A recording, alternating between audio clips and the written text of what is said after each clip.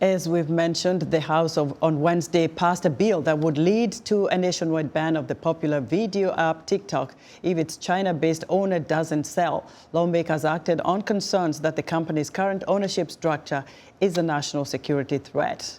For more insight, VOA's Paul Ndiho joins us live from Capitol Hill. Hello, Paul. Tell us what this means moving forward.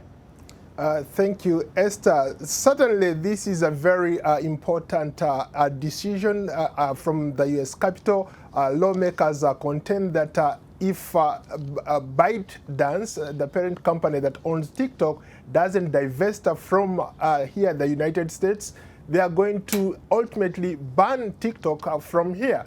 But what does that mean? It means that they have given it an opportunity, at least 6 months, to comply to that ban. And now that this bill has passed in the House of Congress, it's going to proceed to the Senate.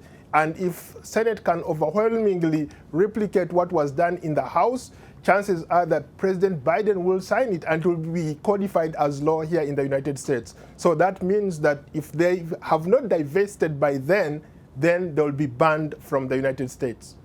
So how are young people reacting to this news?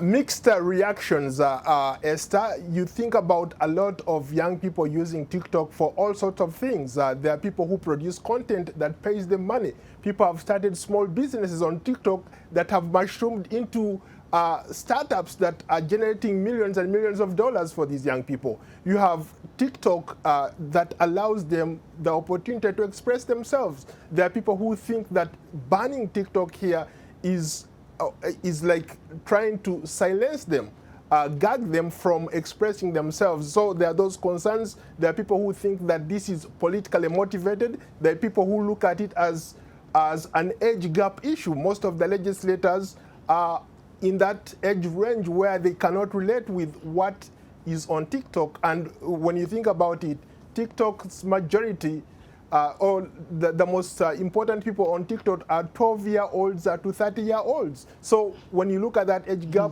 there is... Right. Paul, so you are a TikTok user. So what more can you tell our audience about this social media app? Certainly, I've used TikTok several times. I've been on the platform for about 2 years, and incredible audience. You post something there, it's something that you don't see anywhere.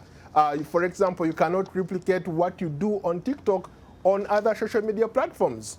Once it opened its doors in 2017, TikTok just blew out of proportion. Wherever you go, anywhere you go. Today, they talk about almost 2 billion users, daily users.